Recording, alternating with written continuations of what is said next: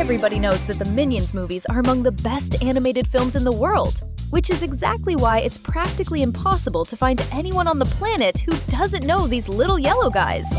However, while watching the third movie, Minions and Monsters, did you manage to notice some tiny logic and animation errors in the Gru's Henchman's latest film? An example of this, which practically nobody noticed, happens when the Minions are at Dort's apartment, who becomes the Minions' new big boss after he accidentally knocks out 4 gang bullies who were tormenting cosplayers at a sci-fi convention. When the little yellow guys get to the place, we can see that the apartment is extremely small. And on top of that, Dort shares it with Lloyd, a guy who spends all his time reading a fake news newspaper that says everyone is getting rich doing absolutely nothing. Anyway, the detail here is that the place is so cramped that we can see the clothesline is right in the middle of the apartment, between what looks like the living room and the kitchen at the same time. And if you look closely, you'll notice that among the clothes hanging on the line, there is a single pair of red pants, right? So the mistake happens when, right after that, Dort goes into the bathroom and gives his final instructions to the Minions. And when the scene changes angles, we can see that the pants that were less than 1 second ago above the Minions' heads are now completely blocking both eyes of one of the Minions. But how is that even possible if there was only 1 pair of pants hanging there and it was way too high to do that? Honestly, I couldn't make heads or tails of these pants, even though it was pretty funny to see the Minion completely blinded by them. My question now is, could he be the same Minion from the other mistake we're about to tell you right now? This second logic error happened when the Minions were crossing the desert. After sleeping under the starlight and the moon and using rocks as pillows, the next day, Dick, the most unlikable Minion I've ever seen, and probably you've ever seen too, starts picking on Henry and James once again. Henry then gets up and goes after Dick, but Ed ends up breaking them up. However, the one who actually ends up punching that annoying Minion with 1 less tooth is Ed, who can't stand listening to his nagging anymore.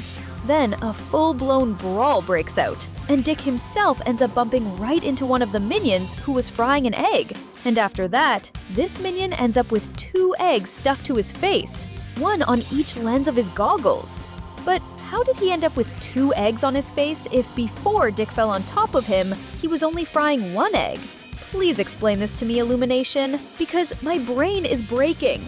Are the Minions capable of performing miracles, like the multiplication of eggs? Yep, Minions movies are great, but nobody's perfect. Get ready, because we are going to blow your mind today. Right after the full-blown Minion brawl begins, another mistake happens that, unfortunately, our lack of empathy for others ended up keeping us from noticing. Didn't catch that? Hold on, we'll explain it all to you. During the Minions' fist fight among themselves, Dick, always him, ends up spotting a bank robber who is fleeing on horseback from the sheriff and his deputies, holding a bag full of money. The Minions get super excited because they finally managed to find a new big boss, which is what they call their villain bosses.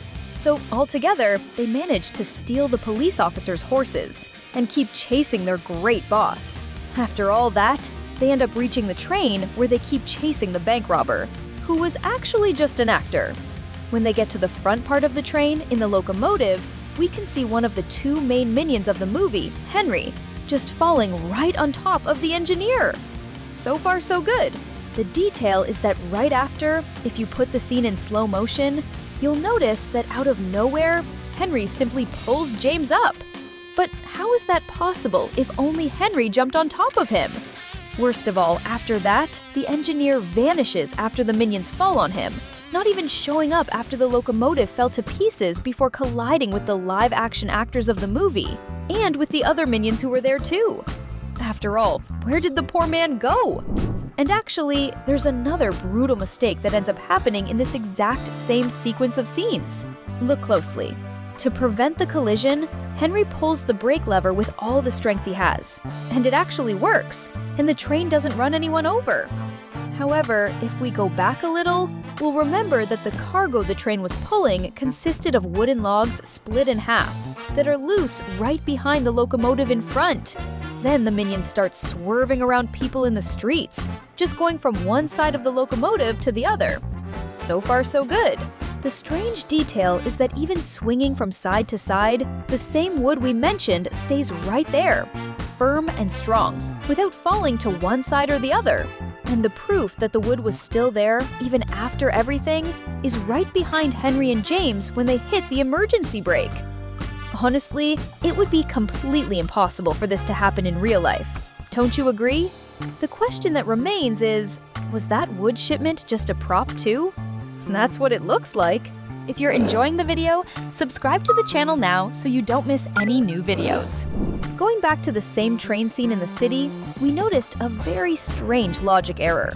When the train is about to crash at the end of the alley, several characters who had appeared at different times during the Minions' chase show up to try to prevent the collision. And if you look closely, you'll notice that one of them is simply the exact same sheriff whose horse the Minions themselves had stolen a few minutes earlier, leaving him behind with all the other guys. But like magic, even with a runaway train tearing through downtown at about 200 miles per hour, how is it possible that this sheriff, even after having his horse stolen, managed to be right there to try to help? Another mistake that we can say was definitely intentional also happens in this same sequence of scenes. The Minions end up crashing into the factory where Charlie Chaplin himself was filming one of his greatest hits, the movie Modern Times. And notice that next to the silent film star, there is another factory worker who gets completely startled by the arrival of the Minions and the interruption of the production line. The detail here is that apparently Illumination's animators were on such a tight deadline to deliver the final movie that they decided to simply take Chaplin's same co-worker and cast him as the production crew member responsible for sweeping the hallway where the scene was being filmed. Now let's move on to another mistake that really caught our attention too. After the Minions witness Dort knocking out, even if unintentionally, the 4 bullies by himself at the sci-fi event, the little yellow guys are amazed and start looking at the robot as their new big boss. The whole problem is that if you think about it carefully, you'll realize that when Dort is talking to the Minions, we can see that next to all of them is a very large wall with several posters glued to it, right? But as soon as he finishes his speech, he starts walking exactly in the direction of that very same wall. But what we see in the next scene is an open street full of stores and cars. But how is that possible if there was a giant wall there just a moment ago? I wouldn't say anything if he had turned to the other side, but towards that side of the wall, it makes absolutely no sense. So, had you noticed that? Going back once again to the scene of the runaway locomotive passing through downtown, we managed to notice another mistake that kept our eyes wide open with the new Minions movie. You probably didn't even notice this, but right before the little yellow guys managed to steer the machine away from the mother who was crossing the street with her baby, we can notice that on a brick wall of one of the buildings, there is an ad for a milk brand called Milk.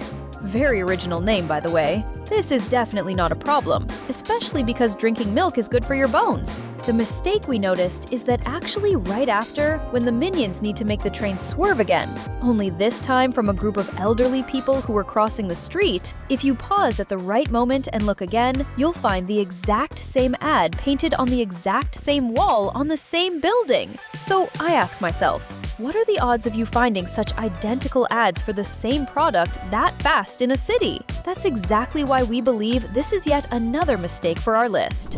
And that wasn't the only scene where things duplicate in the city where the Minions are. Right after the Minions manage to swerve the train away from the elderly folks, they keep dodging people in the middle of the street until they catch a clown who ends up stuck to the front of the locomotive. And it's at this exact moment that we can see a pretty cool thing. The city's movie theater, or would it be a theater? And in front of it, it says there is a new show for all showtimes. The strange thing is that while this group of Minions on the train passes right in front of this venue, the other Minions who are chasing the actor disguised as a thug pass right in front of the exact same place. The proof of this is that on the facade, the exact same sign is written, with the announcement of a new show for all showtimes. Were the animators just recycling animation material once again? I'd guess yes. What about you? Now let's talk about a very interesting detail that isn't quite a mistake, but it's something we can say is intriguing to say the least. When we meet James, we realize he is a dreamer minion who loves to always be drawing his ideas, which is actually pretty cool. The proof of his dedication is the fact that his fingers are always smeared with paint colors that he must use in his drawings. For example, in the first scene we see him, his fingers are smeared with blue and pink. But the strange thing is that when we look at his drawing of the giant man-eating fish, we can even find the sea painted blue, but there is nothing pink in the drawing that could have managed to smear James's fingers with that color. So how did he get those practically permanent pink and blue stains on his hands? If this isn't a mistake, it's at least a great mystery. We'll stop here, but you can still keep watching more incredible videos. Just click on either of these two appearing for you. Until next time.